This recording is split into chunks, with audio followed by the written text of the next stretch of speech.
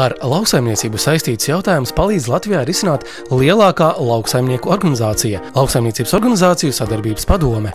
Tā apvieno 59 nevalstiskās organizācijas. Nozaru un daudznazaru organizācijas, kā lielākās varētu minēt Latvijas zemnieku federāciju, Lauksaimnieku statūta sabiedrība asociācija, Latvijas bioloģiskās lauksaimniecības asociācija, Jauno zemnieku klubu, Lauksaimnieku apvienība, kā arī citas mazākas nozaru organizācijas, kā piemēram Latvijas augļkopu asociācija, Latvijas aitaudzētāju asociācija. Lauksaimnieku organizācijas sadarbības padomes specifika ir tāda, ka mēs strādājam ar nevalstiskajām organizācijām, ar biedrībām, asociācijām, nevis tieši ar zemnieku, jo tādējādi tiek ņemts daudz plašāks intereses vērā. Mums patiesi prieks, ka pēdējā laikā zemnieki daudz aktīvāk piedalās dažādos procesos, līdz ar to šīs intereses tiek daudz vairāk pārstāvētas ministrijā, sabiedrībā, un līdz ar to sabiedrība informēta par tiem procesiem, kas notiek ar lauksaimniekiem. Pēdējo gadu aktualitāte lauksaimniecībā un perspektīvas attīstības virziens ir bioloģiskais saimniekošanas veids. Saimniekojam mēs šeit no 91. gada,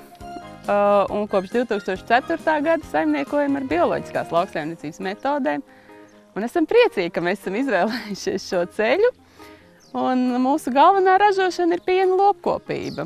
Ar bioloģisko saimniekošanu var nodarboties gan piena ražotāji, gan gaļas lopturētāji, gan dārziņu audzētāji, gan augļkopi un citas lauksaimniecības nozares. Galvenais, ka šī nozara strādā tādām metodēm, kā mūsu senči strādāja senos laikos, un ražo produkciju, kuras ražošanā neizmanto minerālu mēslus, pesticīdus un daudz citas vielas. Bioloģiskās lauksaimniecības uzdevums ir ražot tīru, svaigu, kvalitīvu produkciju, lai piegādātu patērētājiem, ievērojot vides un dabas prasības. Tādējādi bioloģiskie lauksaimnieki ne tikai, rūpējās par sabiedrību, par patērētāju veselību, bet arī par vides veselību. Kā ir ar eksporta tirgiem, jo Eiropā bioloģiskie pieprasīti, vai mēs Latviju varam piegādāt arī Eiropas tirgiem? Eiropas tirgos mēs varam piegādāt, jo patreiz Latvija ir Eiropā viena no top valstīm, kur visvairāk platības ir nosertificēts kā bioloģiskā lauksaimniecība, un patreiz jau ļoti veiksmīgs eksports ir uz Vāciju, Somiju, Zviedriju, Austriju, jo šīs valstis ir, kas visvairāk patērē bioloģiskos produktus, un patreiz ir ļoti laba sadarbība izveidojusi ar Amerikas Savienotajām valstīm. Lai patērētājs atpazītu bioloģisko produktu, ir ļoti vienkārši jādara. Jāskatās, uz produktu ir marķējums, ir galvenā atpazīšanās zīme ir Eiropas vienotais karodziņš, zaļš karodziņš ar baltām zvaigznītēm. Otra lieta, ja jūs pērkat tirgū produktu, tad ir pārdevējiem jāpajautā saimniecības certifikāts. Tuvākajā laikā Eiropas komisija plāno ieviest izmaiņas regulās, kas attiecās uz bioloģisko lauksaimniecību. Tajā procesā piedalās arī nevalstiskās organizācijas, un es kā lauksaimnieku organizācijas sadarbības padomes pārstāvis esmu nozīmēts par ziņotāju Eiropas ekonomikas un sociālo lietu komitejā, kas gatavos atzinumu par bioloģiskās lauksaimniecības likumdošanu. Ir daudz dažādi jauni priekšlikumi, un es zinu, ka visi viņi nav pieņemami ražotājiem. Viena no tādām svarīgākām lietām, ko Eiropas komisija piedāvā, ir, ka jāizmanto 100% bioloģiskas certificētas sēklas no 21. gada. Ņemot vērā Latvijas apstākļus, šis patreiz nav iespējams, jo situācija ir diezgan katastrofāla šajā jomā, bet ir tendences uz attīstību. Vēl viena lieta, kas ir attiecās uz dzīvnieku labturību, lopkopībā, ir norma, ka nedrīkstēs turēt govis piesietas, kam mēs arī nepiekrītam, jo Latvijā tradicionāli ir izveidojušās no seniem laikiem, ka govis tur piesietas, un tā ir normāla prakse. Tas ir kūtīs? Kūtīs jātur piesietas govis, un tā ir normāla prakse, un daudzām saimniecībām pārbūvēt kūtis ir ļoti, ļoti sarežģīti un ļoti liels investīcijas, tāpēc mēs uzskatām, ka tā prasība nav izpildāma un uz Latviju nevarētu attiecināt. Būtisku lomu lauksaimniecībā ieņem stādaudzēšanas nozare. Kāda situācija Latvijā ir ar šo jomu? Protams, atbalstu vienmēr gribās lielāku. Citām nozarēm tas atbalsts ir labāks. Bet tāpat laikā pamatlietas, kas lauksaimniekam pieejamas, tās pašas modernizācijas, kaut kādas siltumnīcas būvēt, attīstīt, to jau mēs varam darīt. Un daudzi to ir izmantojuši. Modernas laistīšanas līnijas, tās pašas apsildāmas vai parastas siltumnīcas. Mēs šeit paskatāmies riņķī. Šī ir viena no modernākajām audzētavām Baltazars. Viņās ļoti daudz visa kā tiek izmantots. Ja vēl pirms pāris gadiem, kad man jautāja, kas tad īsti notiek starp stādaudzētājiem, bija tiešām grūti pateikt, jo bija krīze, dziļa krīze, un tā ķeprošanās ārā mums notiek ļoti lēnu, jo visi mūsu darba augļi jau tie jau ir gadus uz priekšu.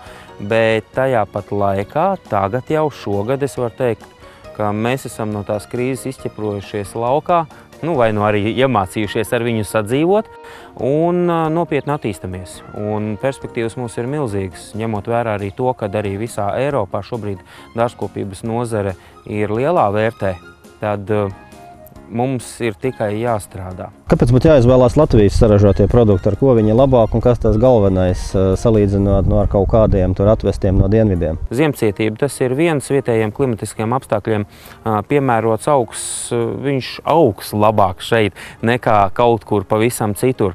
Bet augs jau arī tas pats atvestais no tiem poļiem vai holandiešiem vai nezinu no kurienes. Bet tas transportēšanas process, kāds viņš ir bijis un kā viņš tiek uzglabāts šeit, tas jau to augu jau padara daudz vājāku un mazāk konkurētspējīgāku, un tāpēc jau tas ir pirmais, uz ko vajadzētu skatīties, tad, kad tu dodies uz audzētavu vai tu vēlies kaut ko iestādīt pie sevis, kāds tad augs ir piemērotākais tai vietai, kas tev tur pie tās mājas ir.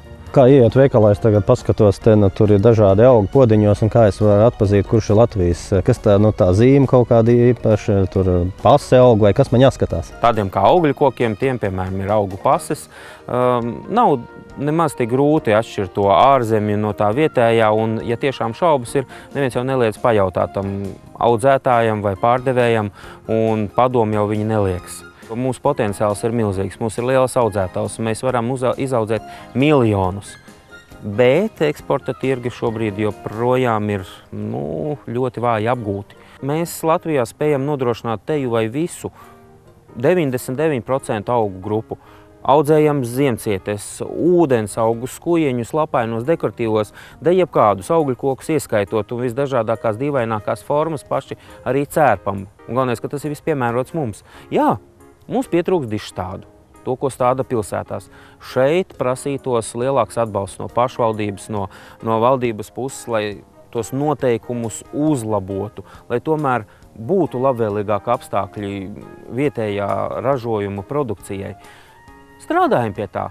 Tā ir arī izglītošana. Izglītojam, vadam seminārus arī tām pašām pašvaldībām, izglītojam tos pašus pircējus un vieglāk jau ir. Palicis ir vieglāk. Mūsu pircējs ir ļoti gudrs palicis. Mūsu stādaudzētāju biedrības galvenā funkcija jau sākotnēji bija nevis sīkumoties un dalīt kaut kādas dīvainas ietekmes sfēras, bet pārstāvēt tādu audzētāju, darīt to, lai attīstītos nozare kopumā. Tad skaidrs tā, lai, teiksim, pavasarī nebūtu pārsteigums, ka jūsu dzimšanas dienas dāvanā saņemtais skaistais rododendrs par ziemu ir nosalis un jums ir vienkārši pļekša, tad iegādājieties Latvijas stādaudzētavās audzētos augus. Lauksaimnieku organizācijas sadarbības padomes noteiktie mērķi ir lauksaimniecības un lauku attīstības daudznazaru un nozaru nevalstisko organizāciju iesaistīšana lauksaimniecības un lauku attīstības politikas veidošanā un īstenošanā, konkurētspējīgas lauksaimniecības produkcijas ražošanas, pārstrādes un eksporta veicināšana un alternatīvu nodarbošanās veidu attīstības laukos veicināšana.